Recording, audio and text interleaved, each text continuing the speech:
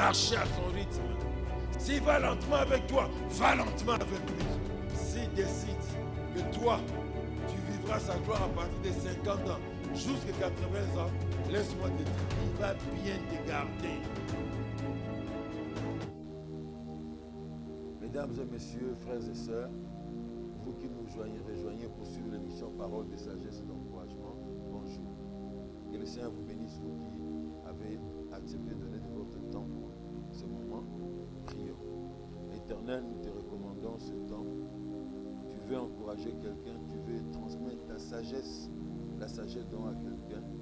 Fais-le au travers de ces moments d'enseignement au nom de Jésus. Amen. Alors, nous avons pris pour notre message des paroles d'encouragement et de sagesse d'aujourd'hui au thème la démonstration de la foi. La démonstration de la foi, vous allez comprendre pourquoi. Et nous allons lire pour cela deux textes dans la parole de Dieu.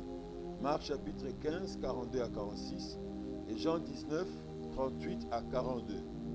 Écoutez ce que nous dit Marc 15, 42 à 46. Le soir étant venu, comme c'était la préparation, c'est-à-dire la veille du sabbat, arriva Joseph d'Arimathée, conseiller de distinction, qui lui-même attendait aussi le royaume de Dieu. Il osa se rendre vers Pilate pour demander le corps de Jésus. Pilate s'étonna qu'il fût mort si tôt. Fit venir le sentinelle et lui demanda s'il était mort depuis longtemps. S'en étant assuré par le centenier, il donna le corps à Joseph, et Joseph, ayant acheté un linceul, descendit Jésus de la croix, l'enveloppa du linceul et le déposa dans un sépulcre taillé dans le roc. Puis il roula une pierre à l'entrée du sépulcre. Jean 19, 38 à 42. Après cela, Joseph d'Arimathée, qui était disciple de Jésus, mais en secret, par crainte des Juifs, demanda à Pilate la permission de prendre le corps de Jésus. Et Pilate le permit. Il vint donc et prit le corps de Jésus. Nicodème, qui auparavant était allé de nuit vers Jésus, vint aussi, apportant un mélange d'environ 100 livres de myrrhe et d'aloès. Il prit donc le corps de Jésus et l'enveloppèrent de bandes avec les aromates, comme c'est la coutume d'ensevelir chez les Juifs. Or, il y avait un jardin dans le lieu où Jésus avait été crucifié, et dans le jardin, un sépulcre neuf, où personne n'avait été mis. Ce fut là qu'ils déposèrent Jésus à cause de la préparation des Juifs, parce que le sépulcre était proche. La démonstration de la foi. C'est l'histoire de ces deux hommes, comme vous l'aurez compris, Joseph d'Arimathée et Nicodème. Ces hommes ont des caractéristiques communes qui les lient. Tous étaient membres du Conseil supérieur des Juifs appelé le Sanhédrin. Tous étaient des hommes riches. Mais ce qui nous intéresse le plus ici, ils étaient des disciples de Jésus en secret. Ils ont cru en Jésus, mais en secret. Pourquoi en secret? Par peur de ce que le Juif allait dire, par peur des persécutions et des représailles qui allaient s'en suivre s'ils avaient présenté toute leur appartenance à Jésus. Et voilà que ces hommes ont marché comme ça, comme des disciples de Jésus, en secret. Mais la goutte qui déborde le vase viendra, le jour viendra où le volcan va exploser, les gaz enfouis dans les profondeurs de la terre vont exploser. Ces hommes voient Jésus mourir. Tous les disciples de Jésus prennent la fuite. Tout le monde se cache. Le Seigneur Jésus qui drainait des foules et des foules, on l'a connu à cause de foules qui le suivaient. Et voilà que quand Jésus meurt, personne n'est là. Même son corps mort, qui était en train de giser sur la croix, personne n'est venu.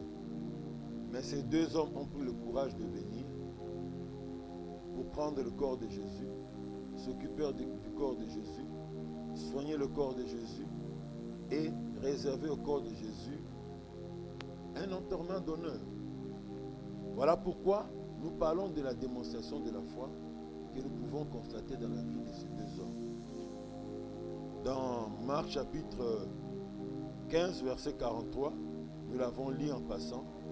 La Bible dit, au sujet du conseil de distinction, Joseph d'Arimathée, qu'il osa se rendre vers Pilate pour demander le corps de Jésus. Le premier acte qui montre la démonstration de la foi de ces hommes, c'est à ce niveau. Et pour Joseph d'Arimathée, et pour Nicodème. Ils prennent l'audace de venir se lever pour réclamer le corps de Jésus dans un temps où tout le monde, tous les disciples ont pris fuite. Où est Pierre? Où est Jean qui s'est couché sur la poitrine de Jésus? Où sont tous les autres? Où sont les femmes qui ont vu les miracles de Jésus? Où sont les hommes qui ont vu l'exaucement des prières qu'ils avaient adressées à Jésus? Où sont les paralytiques qui ont marché? Bartimée, où es-tu? Et toutes ces personnes, tous avaient pris la fuite pour protéger leur vie. Mais ces hommes démontrent leur foi, l'audace de leur foi. Ils sortent de la réserve, ils se disent, aujourd'hui c'est aujourd'hui, comme on dit chez nous, en Swahili, Léo Njo Léo. En tout cas, nous allons aujourd'hui démontrer que nous sommes de ses disciples, nous croyons en lui.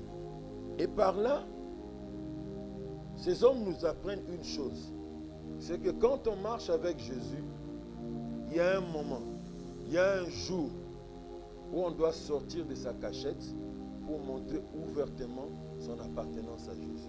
C'est ce que le Seigneur attend de nous. Que notre foi ne soit pas théorique seulement, que notre foi ne soit pas seulement cachée, mais qu'on en arrive au point où nous sortirons de notre réserve et dire tout notre appartenance à Jésus, advienne que pourra.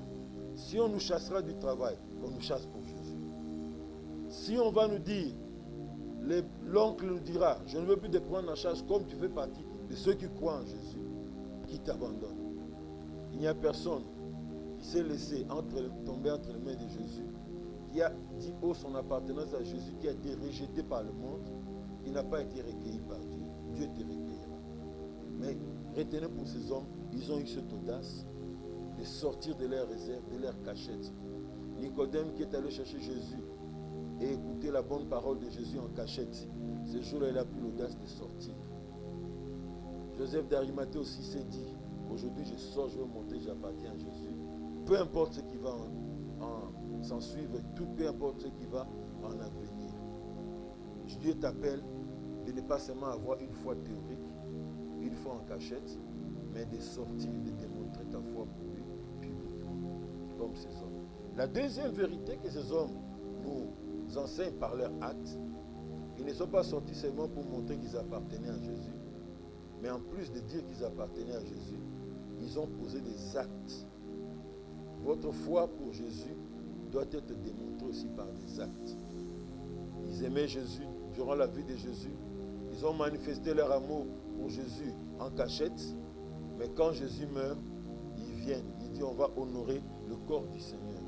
On n'acceptera pas que son corps puisse mourir comme un simple fou, comme un chien qui est allé manger la nourriture dans la parcelle de quelqu'un, on l'a tué et on le jette dans la poubelle. C'était un homme de valeur qui a sauvé la vie de beaucoup d'hommes. Même si maintenant nombreux de ces hommes l'ont abandonné, mais nous allons honorer le corps de Jésus. Et ils ont posé un acte d'amour. On parle des kilos de myrrhe et d'aloès. On parle d'un sépulcre neuf taillé dans la pierre. Imaginez un sépulcre taillé dans la pierre, ça devait coûter très cher. Et on dit que personne n'avait été encore mis dans ce sépulcre. Et on l'a utilisé pour le Seigneur Jésus. Comme pour nous dire, notre amour pour Jésus doit être démontré par des actes qui prouvent notre amour. Aujourd'hui, le corps de Jésus, c'est l'Église, de ceux qui croient en Jésus comme Seigneur et Sauveur. Qu'est-ce que tu fais pour le corps de Jésus? Pour l'honorer, à cause de ce qu'il est pour toi, pour que le corps de Jésus ne soit pas dans la honte, pour que l'Église du Seigneur ne soit pas dans la honte. Dieu t'appelle à comprendre ces choses et à faire quelque chose. Que je résume en deux pour démontrer ta foi au Seigneur. Affirme publiquement que tu lui appartiens, malgré les pressions qui peuvent s'en suivre, malgré les persécutions. Montre ton amour publiquement pour lui. Et deuxièmement, que cet amour soit démontré par des actes d'amour. Ils ont mis la main dans la poche. L'autre a donné un objet de valeur, une propriété sépulcrale pour enterrer Jésus. Qu'est-ce que toi tu fais aujourd'hui pour prouver ton amour envers Jésus? Que Dieu bénisse sa parole. Nous allons prier.